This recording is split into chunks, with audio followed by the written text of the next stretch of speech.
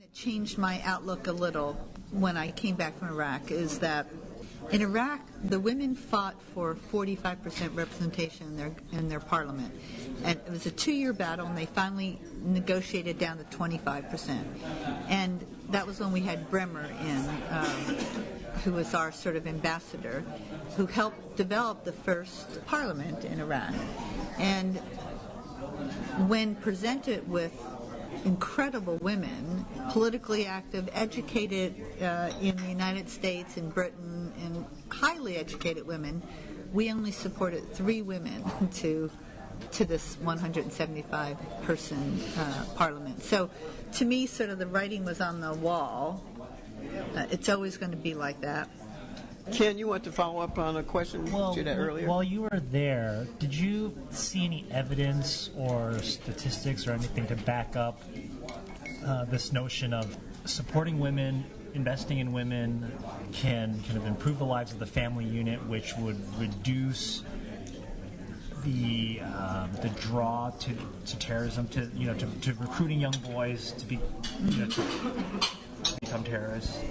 Well, I think that's what the UN and all the UN programs begin as. I truly believe that when you look at the UN website and all that money, the UN puts in a lot of money to all these countries, and I think that's what they try to do, but I don't think it really ends up happening. It certainly didn't happen in Iraq, and there was nobody minding the store. There was nobody in charge. There was nobody checking to see what actually I remember I had so little money and so little time. I tried to work with the other governmental agencies to say, why don't we pool our resources in so that I'm not trying to duplicate something that you're doing. I mean, that seems to me to be a reasonable thing. That they would not even consider that. It was not part of their consideration. I was just this person that, I was more committed to the women than I was to anything else. And so I wasn't like part of the group. And it always amazed me. I mean, because I think when women pool the resources, believe me, I mean, I say this all the time, we could literally take over a country and change a regime. So I want to put that on the table as a possibility. But, we need to invest more, and somebody needs to be asking the question. Nobody asked the question in Iraq. Nobody asked, what are we doing? And the money it's so corrupt. The money would go to, it all started like the male friends of the males that we went into Iraq with, and so all of their cousins, brothers, uncles, all those people were on the bid list. They got all the benefits of all the monies that were being spent. To get women on that list was a huge undertaking, and so I just keep coming around to the fact that we're not asking enough questions, and having one woman in the legislature doesn't do it. I mean, we need more. It's a critical mass issue.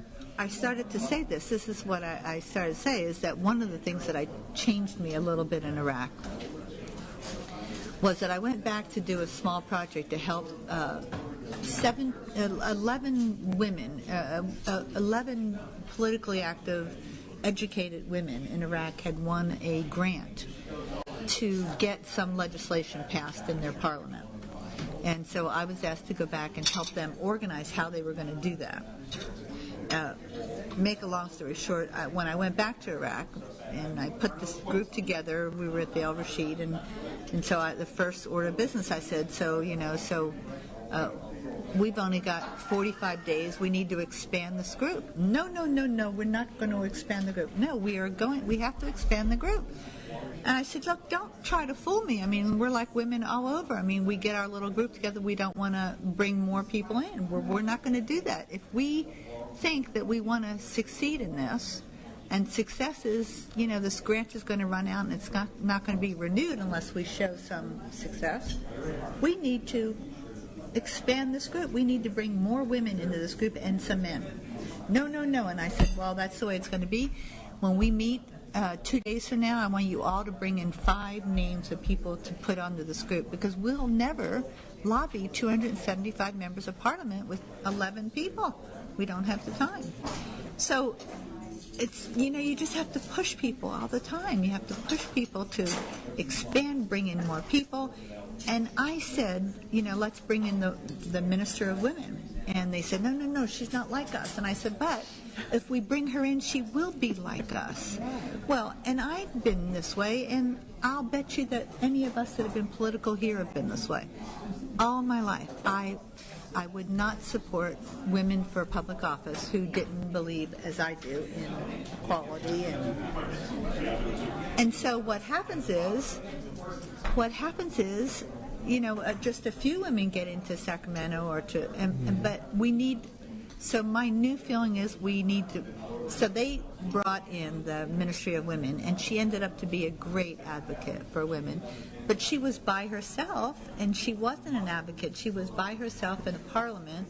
She wasn't an advocate for women because she didn't have the support. And so it's like us. We need to support all women, weed them out after we get them in, stay close to them. I'm more for getting women elected.